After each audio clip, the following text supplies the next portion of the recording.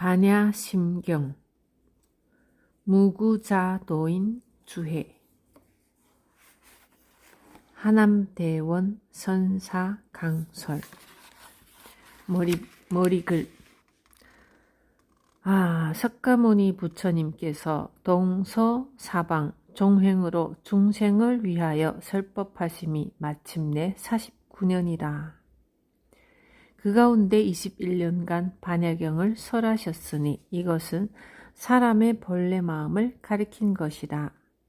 본심은 옛날과 지금에도 떨어지지 않고 망정을 초월하고 견해 또한 여인 것이니 담담고요하고 둥글게 밝아서 형상이 없고 허공처럼 비어 있어서 하늘과 땅이 덮고 씻지 못하고 허공도 삼키지 못하느니라. 그러므로 법계를 안고 삼키며 묘한 법을 드러내니 한 입으로 다 말하지 못하느니라. 깨달은 즉 반야 지혜를 쓰고 깨닫지 못하고 미한 즉 어리석은 마음을 쓰므로 오, 온, 육근과 육경과 육식의 18개가 벌어지느니라. 반야 지혜를 쓸 때 섬광이 한 번 번쩍하면 마구니의 머리는 깨지고 흩어지며 음의 세계는 쓰러져 엎드리고 무명 범부는 흔적조차 없으며 부처님과 조사도 천리나 물러가니 하나의 티끌도 수고로이 나에게 세우지 못함이라. 부처님께서 봄비를 내리시고 무구자도인께서 씨를 심으시니 마치 흰 암소와 표범이 서로 등지지 않고 개합함과 같음이라. 무구자도인께 반야심경 주해를 내시어 후래학자가 어려움 없이 쉽게 알 수 있게 하시니 누구든지 접하여 읽으면 즉시에 지혜의 바른 눈을 떠서 바로 허공의 뼈를 뚫어 추리고 종전의 병을 치료하는 침을 발굴해내리라. 부딪히는 곳마다 혼이 통하여 해탈에 걸림이 없고 성품에 맡겨 흐름에 따라 마음대로 하니 고요하고 즐거워서 감노의 문을 열고 널리 중생을 이롭게 하느니라. 이로써 위로 부처님과 스승과 부모와 나라의 은혜를 갚는 것이 되리라. 부처님의 해명을 얻어서 대법의 광명을 베푸시어 장부로서 분명히 해야 할 일을 마치시니 오직 무구자 도인이로다. 손을 털고 집에 이르러 머리를 돌이켜보니 이 가운데 소식을 사람이 알지 못하네. 뜰 앞의 소나무는 스스로 겁밖에 봄이요 계룡산 돌이 희니 만고의 빛남이라.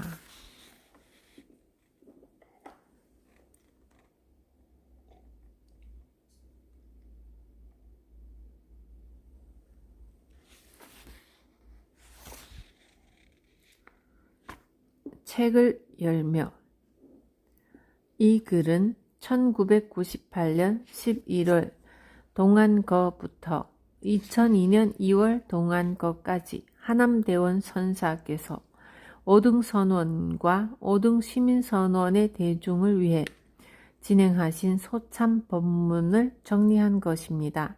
총 36회에 걸쳐 대전조사와 무구자도인의 반야심경 주해를 강설하셨는데 대전조사 주해는 약 2회분으로 짧고 무구자도인의 주해와 겹치는 부분이 많아서 생략했습니다.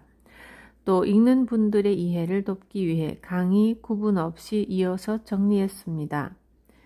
큰 스님의 법문을 풀어 정리하기에는 저희들의 공부가 너무나 짧아 큰 스님께 오히려 누가 될까 두려웠지만 실참하고 있는 수행자와 진리를 강구하는 모든 분들에게 큰 스님의 법문을 들려드리고 싶은 마음이 더 컸기에 감히 용기를 내었습니다.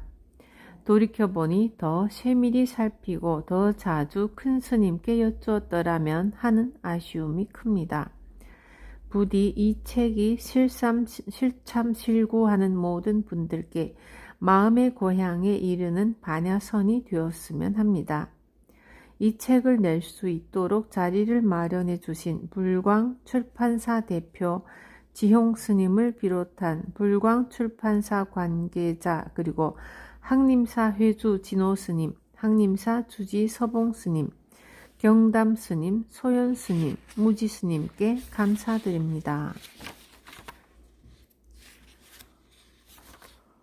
강서를 시작하면서 법상에 오르신 후 주장자를 들어 대중에게 보이시고 법상을 3번 치신 후에 사자후 하셨다.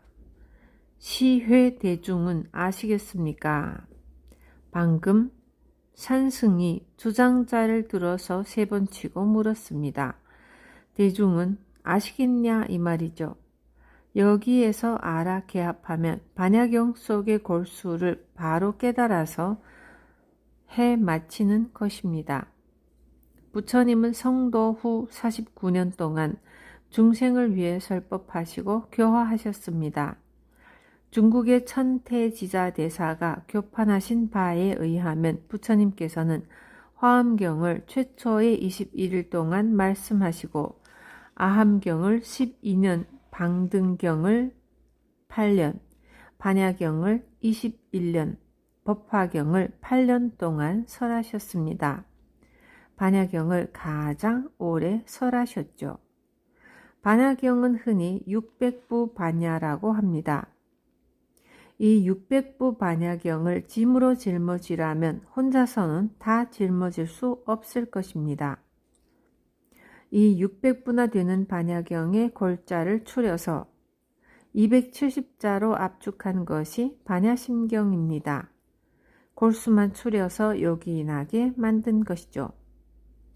글자로 계산하면 270자밖에 되지 않지만 이 반야심경 안에는 부처님께서 49년 동안 설하신 84,000 법문이 다 포함되어 있습니다. 역대로 무수한 선지식들이 이 반야심경에 대해 주해를 냈습니다. 그 가운데 무구자 도인의 반야심경 주해가 후래학자와 참선 수행하는 사람들에게 도움이 될 것이라 생각되어 여기에 해석을 붙이고 공부하는 데 필요한 것들을 덧붙여서 소참 법문식으로 진행하려고 합니다. 반야심경에 대해 말씀드리기 전에 반야심경 주해의 서문을 모두에 간단히 적었습니다. 후래의 눈푸른 학자가 보면 많이 매를 칠 것입니다. 매 맞을 각오로 몇 자 붙였습니다. 송계도인 무구자.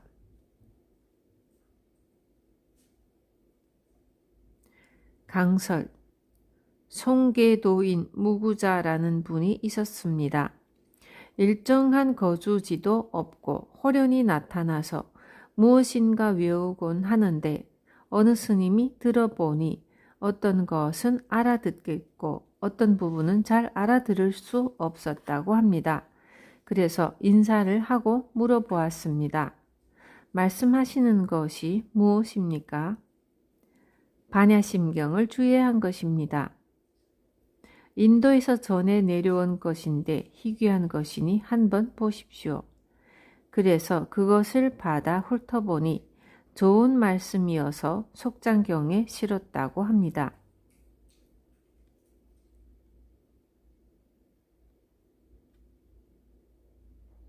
예전에 공부하시는 스님들은 대전조사와 무구자 도인의 주해를 많이 보셨고 대중들도 선호했습니다. 송광사의 방장이셨던 구산 스님께서도 대전조사 주해를 해석하셨는데 당시 저도 그것을 들었습니다. 후에 속장경을 열람하다 보니 송계도인 무구자의 주해에는 불교뿐만 아니라 유교, 도교의 견해까지 모두 소개되어 있었습니다. 대전조사 주해에는 유교와 도교의 견해에 대한 말씀이 없었습니다.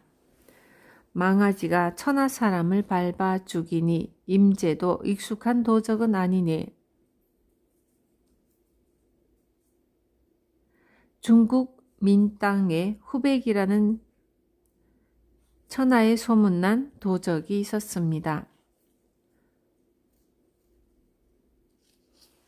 대낮에 부잣집에 들어가서 주인과 가족 그리고 많은 종들이 두 눈을 뜨고 있는데도 들키지 않고 집안의 보물들을 모두 가지고 나왔습니다. 보물을 훔친 후에 산에 올라가서 세상을 보고 이 어리석은 사람들아 하고 웃었죠. 어느 날 보물자루를 짊어지고 가다 어느 마을의 뒷산에 앉아서 쉬고 있는데 한 사람이 우물안을 들여다보고 앉았다 일어섰다 하면서 안절부절 못하고 있는 모습이 눈에 띄었습니다. 이상하다 여겨 보물자루를 메고 내려가서 무엇을 하느냐고 물어보았습니다. 그 사람이 대답하기를 나는 우리 집 대대로 내려오는 진귀한 보물을 호주머니에 넣고 다녔습니다. 그러던 중 목이 말라 물을 마시려고 우물에 몸을 엎드렸다가 그만 보물이 물에 빠져버렸습니다. 하고 말하는 겁니다. 그럼 우물에 들어가서 건지지 않고 뭐 하시오? 나는 물에 들어가는 재주가 없소. 걱정 마시오. 나는 물에는 귀신이요. 내가 건져줄 터이니 얼마를 주겠소? 반은 줄이다. 그 말을 듣자 후백은 보물자루를 놓고 우물에 들어가서 찾기 시작했습니다. 그러나 아무리 찾아봐도 보물은 흔적조차 없었습니다. 할 수 없이 밖으로 나와 보니 후흑은 이미 후백의 보물자루를 메고 달아나 자취조차 찾을 수 없었습니다. 이 이야기를 여러분에게 들려주는 까닭이 무엇이겠습니까? 여기에는 깊은 뜻이 숨겨져 있습니다. 이것을 알면 바로 하늘에서 비행기가 고개를 하는 것 같이 대용의 세계에서 종횡무진으로 쓰게 되는 것입니다. 높고 높은 산에서 시로라기 하나 걸치지 않은 알몸이 드러나듯 소반 위에 구슬이 드러나듯 홀로 하늘 땅 위를 걸으니 나와 짝할 사람이 그 누구인가?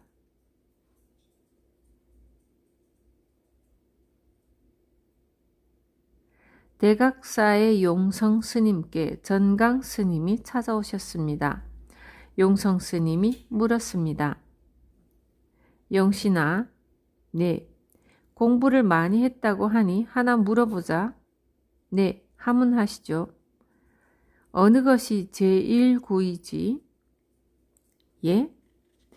용성 스님께서는 전강 스님이 잘못 들은 것 같아 다시 영신아 하고 불렀고 전강 스님은 예 하고 대답했습니다. 이것이 일구이니라. 그러자 전강 스님께서 일어나 손뼉을 치면서 큰 스님께서 살피지 못했습니다 하고 문을 열고 나가니 용성 스님이 말씀하시기를 내가 너에게 속았다 하셨습니다. 선지식은 원래 납자를 점검해 보기 위해 일부러 속아주는 것입니다. 그러면서 납자를 간파하여 점검하는 것이고요.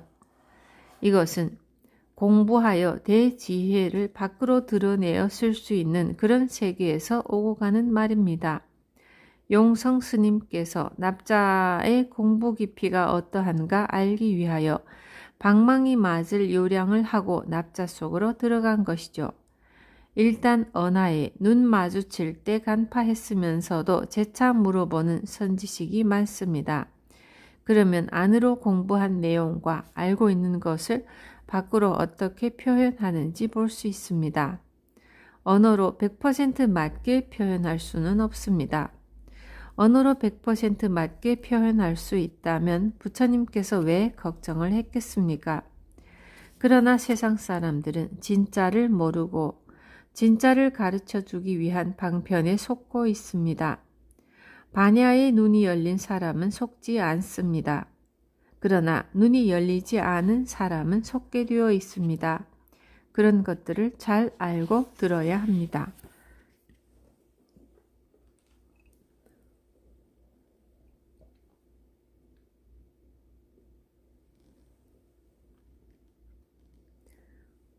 대원 스님의 법맥.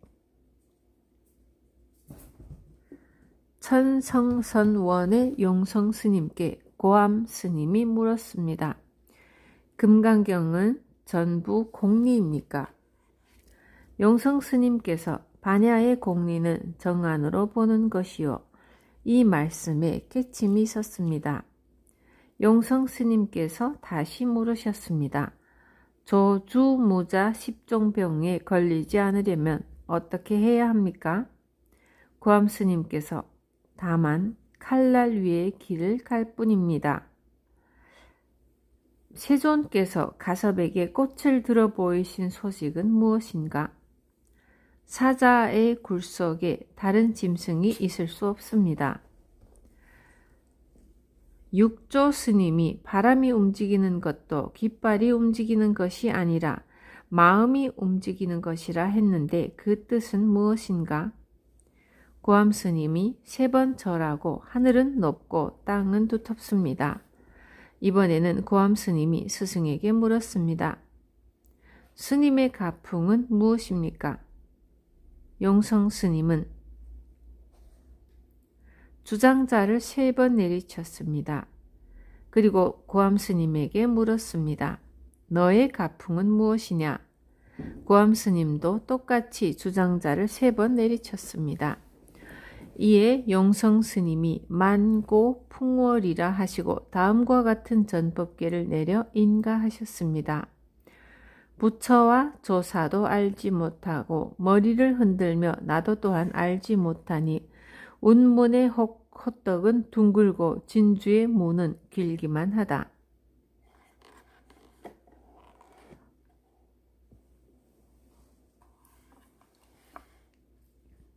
대원 스님의 전법.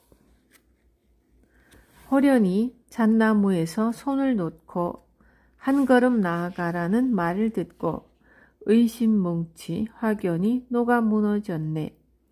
밝은 달은 홀로 드러나고 맑은 바람 새로운데 늠름이 비로자나 이마 위를 활보함이로다. 일갈송을 올리니 고암 스님께서 입시를 허락하시며 전법계를 내리셨습니다. 불조가 전한 신법은 알지도 못하고 또한 알지도 못함이라. 조주의 차맛이 일미이거니 남전의 달이 정월이로다.